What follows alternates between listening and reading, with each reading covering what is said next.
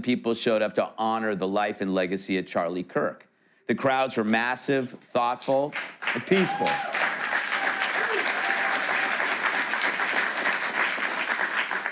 Yep, 100,000 people. Elon Musk said it was like a family reunion. I would have been there myself, but I was 3,000 miles away doing some live shows where just the mention of Charlie's name brought sustained standing ovations. But in every venue, there was an energy there, and it wasn't one of anger or vengeance, but of hope and love. It brings to mind, at least to me, a comparison. I think back to the days after George Floyd, when there was a different sort of energy, an energy channeled into violence, arson, looting, and ultimately death. They were punishing people who were already struggling and cheered by liberals whose struggle is choosing between Martha's Vineyard or the Hamptons. And yet here was a different response. In fact, even though many of us felt the rage from Kirk's murder in our very bones, it was indeed personal. We didn't conclude that it gave us license to harm others. We didn't use it to justify burning down stores or stealing shoes or jewelry or hair pieces.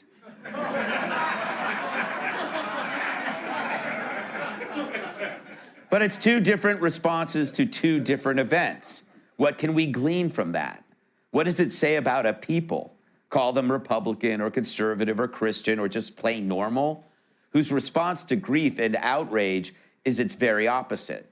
And the other people, call them the left, the self-identified oppressed, the few remaining Jimmy Kimmel fans, who saw Floyd's death not just as an avenue for retribution, but also for theft and barbarism. They shouted Black Lives Matter while their riots left a dozen black people dead. But among Kirk's mourners, the idea of violence and revenge never crossed their minds. It's not that we don't feel rage, it's that we don't act on it because our moral standards forbid it. Well, that and when you have a job and a family to support, it's hard to squeeze in burning cop cars and stabbing people into your daily schedule. We're also not dumb enough to burn down the grocery store that we shop at every Thursday. We know that unless you're held hostage at a taping of The View, violence is rarely the answer. The left, however, embrace any opportunity to make violence acceptable. To them, violence is the language you speak to the oppressor. There are no standards to their behavior. Self-control becomes the enemy. Whether it's burning down police stations, attacking Trump supporters, Tesla cars, or ICE facilities, it's not the event that spawns the actions. It's the hateful ingredient within the people doing it. They throw rocks because it's how they get their rocks off. What's inside them that sees violence as a path, while ours is peace? Why do we redouble our efforts to find peace while their drive is for chaos? Well, I'll tell you what's inside them. Not a goddamn thing. They're as empty as a dog park in North Korea. And as far as any spirituality, they filed Chapter 11 years ago. That's something to think about moving forward, because this isn't going anywhere. This is a story of energy. Charlie's death unleashed an energy, one of love, not of hate. I felt it in Pennsylvania and Connecticut, and you saw it in Arizona. It's as if Charlie's spirit is everywhere, and it forbids us from using his death to punish others, because we know that isn't what Charlie wants.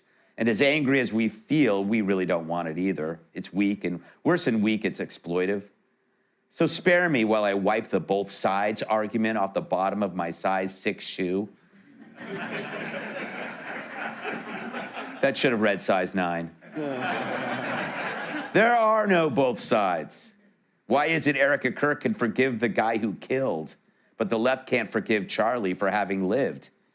We must always lead by Charlie's example and hope that others will follow. Perhaps even those who participated in the very worst of behaviors might even see the light. All they have to do is open their eyes and turn off MSNBC and CNN. For the memorial reveals a truth that even I missed. When you look at 100,000 people together, peaceful, forgiving, and calm, you realize that's why the left needs to lie about us. The truth about us is so powerful. And without the distortion filter of the media, this is what people will see. And what they see is what people want to have. Peace, love, understanding. Imagine turning on the TV and seeing that for the first time. you might realize what a lie you've been sold for so long. The left have a right to be scared, but not of guns, but of truth.